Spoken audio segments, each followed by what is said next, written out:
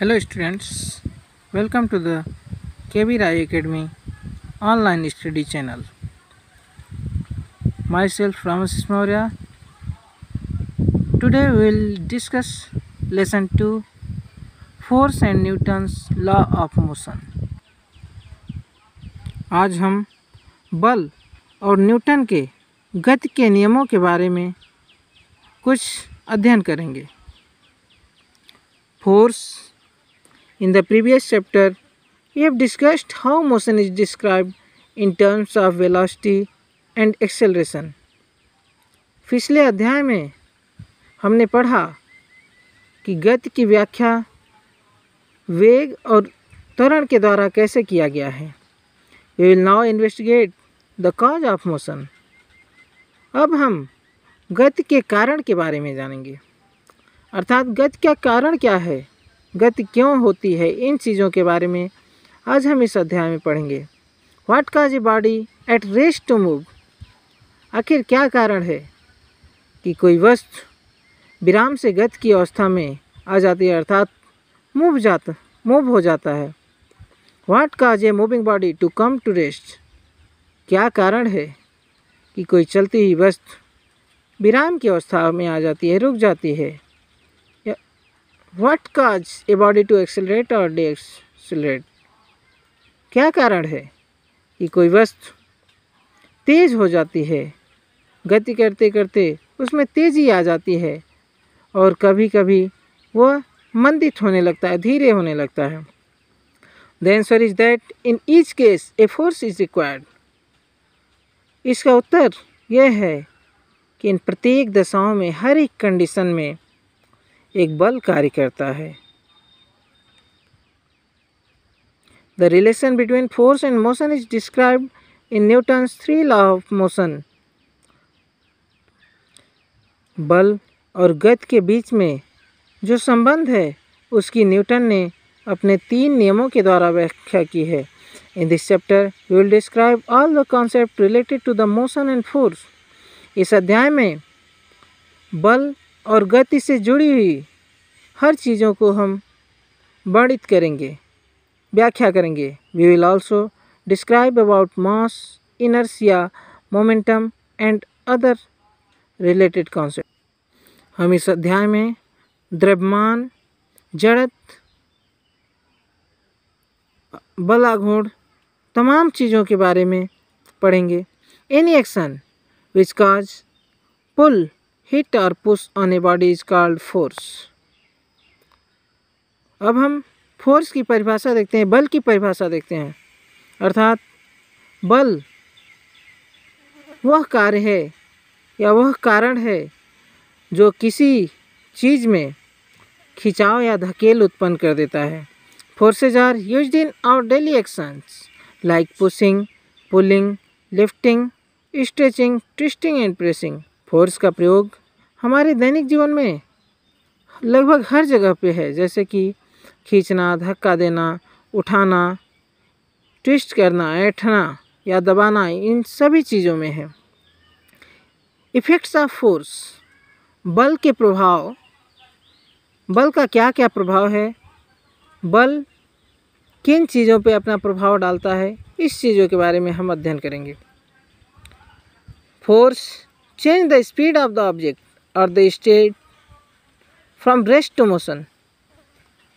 बल किसी वस्तु की गति को परिवर्तित कर देता है या उसकी विराम अवस्था को गति की अवस्था में ला देता है. For example, if any ball is hit. उदाहरण के लिए, अगर हम किसी बॉल को मारते हैं, इट स्टार्ट्स मूविंग, तो यह गति करना शुरू कर देता है. So force has the ability to bring a body in motion. अर्थात बल में वह क्षमता है, वह गुण है कि वह किसी वस्तु में गति ला सकता है. Force change the direction of motion of the object.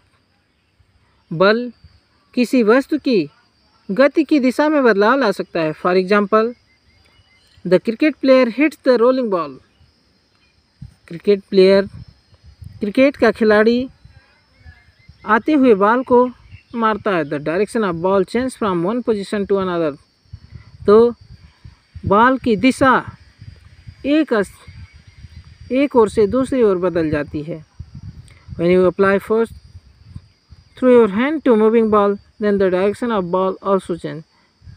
अगर आप किसी मूव होते हुए बॉल पर, चलते हुए बॉल पर अपने हाथ से बल लगाते हैं, तब भी गति की दिशा बदल जाती है। इसे आप दिए गए चित्रों से देख सकते हैं। Force change the size of the object. Force किसी वस्तु की साइज में परिवर्तन ला सकता है, साइज को बदल सकता है।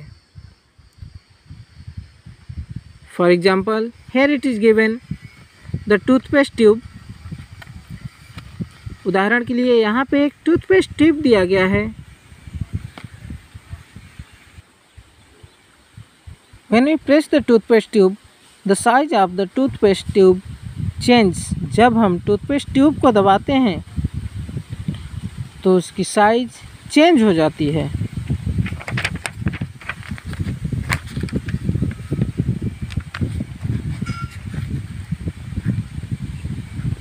This effect can be understood by one another example of a spring whose one end is fixed with a rigid support.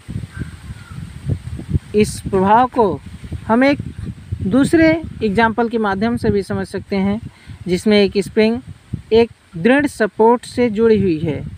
On pulling the spring it will get stretch. और जब हम स्प्रिंग को खींचते हैं तो यह फैल जाता है और बड़ा हो जाता है, अर्थात इसका साइज बदल जाता है। Force is required to cause acceleration. किसी वस्तु में त्वरण लाने के लिए, अर्थात उसकी गति को बढ़ाने के लिए बल की आवश्यकता होती है। A body moving with a variable speed in a straight line is accelerating because the magnitude of the velocity is changing. Therefore, force is required to cause this acceleration. अगर कोई वस्तु भिन्न भिन्न गति से, अलग अलग गतियों से एक सीधी रेखा पर चल रही है, तो चूँकि इसका मैग्नीट्यूड अर्थात परिमाण, इसका संख्यात्मक मान लगातार बदल रहा है और उसमें वेग परिवर्तन हो रहा है, there force is required to cause this acceleration. और इस त्वरण के लिए बल की आवश्यकता होती है। The above example show that whenever a force is acting on a body then it can. ऊपर दिए गए उदाहरणों से आपने देखा कि जब भी किसी वस्तु पर बल लगता है तो उसमें तमाम परिवर्तन लाता है, जैसे कि उसकी अवस्था में परिवर्तन कर देता है, विराम से गति की अवस्था में या गति से विराम की अवस्था में, उसके साइज में बदल देता है, त्वरण ला देता है। ये सब चीज़ें कर सकता है बल। The effect that the